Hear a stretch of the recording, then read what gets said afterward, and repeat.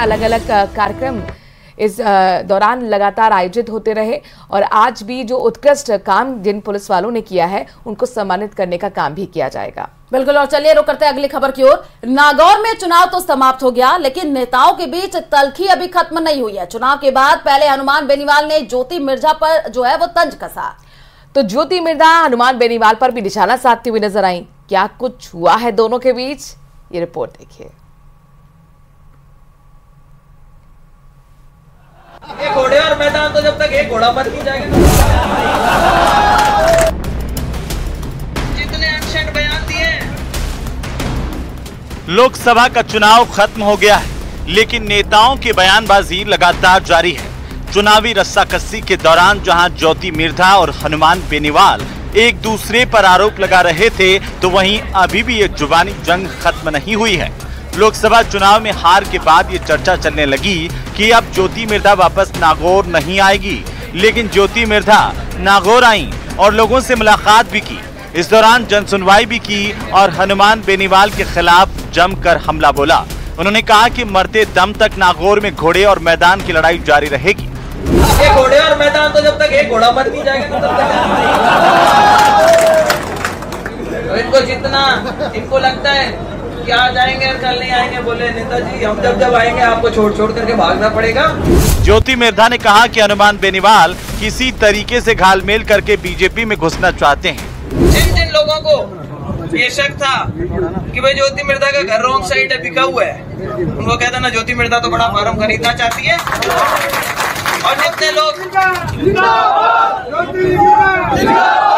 तो भाई वो भी कोई अच्छी बढ़िया जगह ढूंढो जहाँ अपने बढ़िया एक फार्म हाउस बनाएंगे और ये जितने सारे यहाँ पे बैठे हुए इनके छाती पे मूंग दलने का काम अपन करेंगे आने वाले। और ये जितने अनशर्ट बयान दिए कैसा हमने तो पार्टी बना ली और अगर हिम्मत है तो आकर के अकेले चुनाव लड़के दिखा रहे। तूने एक बार अकेले ने चुनाव लड़ा था, तेरी जमानत जब्त हुई थी, क्या फालतू होगा। कभी कांग्रेस की बैसाखियां लेकर के आते हो और कभी भारतीय जनता पार्टी की बैसाखियां लेकर के आते हो, और आज इतने लोगों के सामने बोल रही हूँ कि नेताजी गुड़ा ले चल के भारतीय जनता पार्टी में शामिल होने के लिए तैयार बैठे हैं और आज भी मुख्यमंत्री जी से चाह रहे हैं कि किसी तरह घालमेल करके मैं बीजेपी में घुस जाऊं। ज्योति मिर्धा के तंज कसने के बाद हनुमान बेनीवाल ने भी न्यूज 18 से बात की। उन्होंने कहा कि ज्योति मिर्धा को इलाज कराने की जरूरत है। हनुमान बेनीवाल ने तो खुद की पार्टी बनाई राजस्थान के अंदर। हाँ। जाट कौम के बड़े बड़े नेता हुए और कौमों के नेता हुए, लेकिन पार्टी बनाई, 3 एमएलए बनाए, एमएलए बना। इंडिया अलायंस कांग्रेस मेरे पीछे पीछे घूमी समझौता करने के लिए। और अब 3 दिन से मैं चाहता तो ज्योति की तरफ सत्ता का सुख भोग सकता था, लेकिन इंडिया अलायंस के साथ खड़ा हूँ सत्ता के खिलाफ। इसकी तरह नहीं हूं मैं। इसकी तबीयत खराब है, अभी इसको आराम की आवश्यकता है, इलाज की आवश्यकता है, ठीक है ना। फिलहाल नेताओं की बयानबाजी कभी खत्म नहीं होने वाली है और हनुमान बेनीवाल और ज्योति मिर्धा की जुबानी जंग ऐसे ही सामने आती रहेगी। न्यूज 18 राजस्थान के लिए नागौर से महेंद्र शर्मा की रिपोर्ट।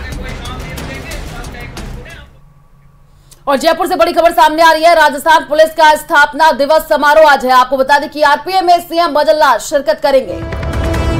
सेरेमोनियल परेड की मुख्यमंत्री सलामी लेंगे और साथ ही उत्कृष्ट कार्य करने वाले जवानों को भी पुलिस पदक प्रदान करेंगे। तो बड़ी खबर, पुलिस स्थापना दिवस राजस्थान का मनाया जा रहा है और आज खास तौर पर आरपीएफ में समारोह का आयोजन जिसमें मुख्यमंत्री भजन लाल भी शिरकत करेंगे। सेरेमोनियल परेड की सलामी लेते हुए नजर आएंगे मुख्यमंत्री।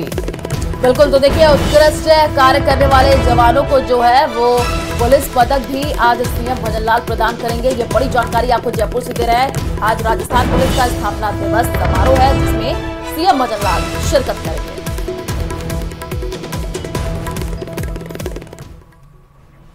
उधर रियासी में हुए आतंकी हमले के 50 घंटे से ज्यादा बीत चुके हैं। पाकिस्तान के आतंकियों ने श्रद्धालुओं के खून से रियासी की धरती को लाल जरूर किया है, लेकिन इसका बदला सबसे भयानक होने वाला है।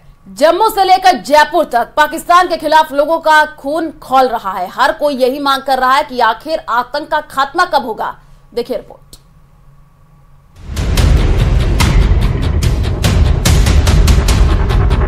पाकिस्तान हाय हाय, पाकिस्तान हाय हाय। क्या आतंक का इलाज अब सर्जिकल स्ट्राइक पार्ट 3 से ही पूरा होगा।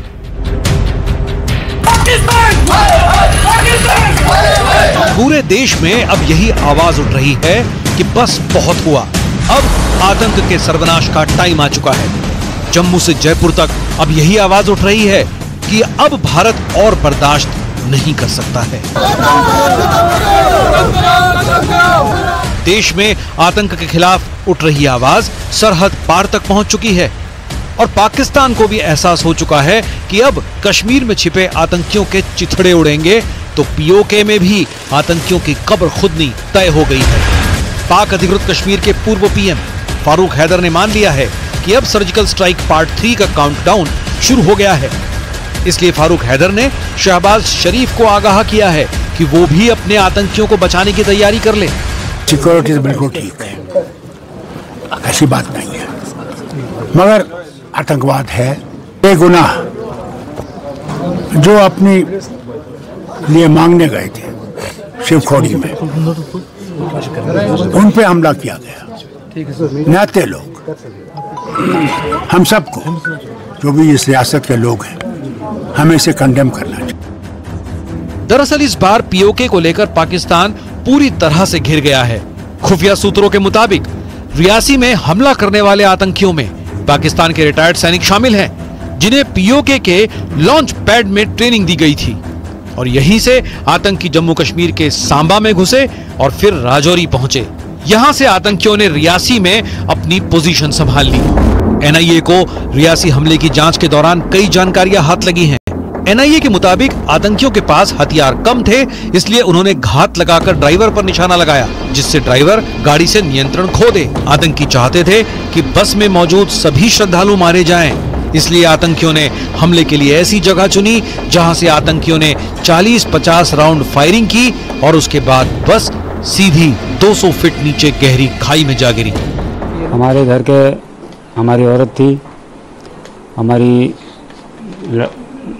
औरत थी और हमारे सारे एक लड़का था और उसकी बहू थी, एक लड़की थी। मेरे परिवार से कोई बातचीत नहीं हो पाई। मेरे फैमिली से 17 लोग गए थे, जो कि 4 लोग उस हमले में घायल हुए हैं, उनका भी कुछ पता नहीं चल रहा है, लेकिन हॉस्पिटल में है, इतना सुनने में आ रहा है। उनकी भी हालत सीरियस है, चारों की। पूरा मतलब एक परिवार है जो यहाँ से गया हुआ था वहाँ पर माता के दर्शन के लिए। जो भी उन्हें आवश्यक सहयोग की चाहिए वो सभी सहयोग उन्हें मुहैया कराई जा रही है। बाकी जितने 13 लोग हैं वो सभी लोग सुरक्षित हैं। टोटल 17 लोग थे ये लोग।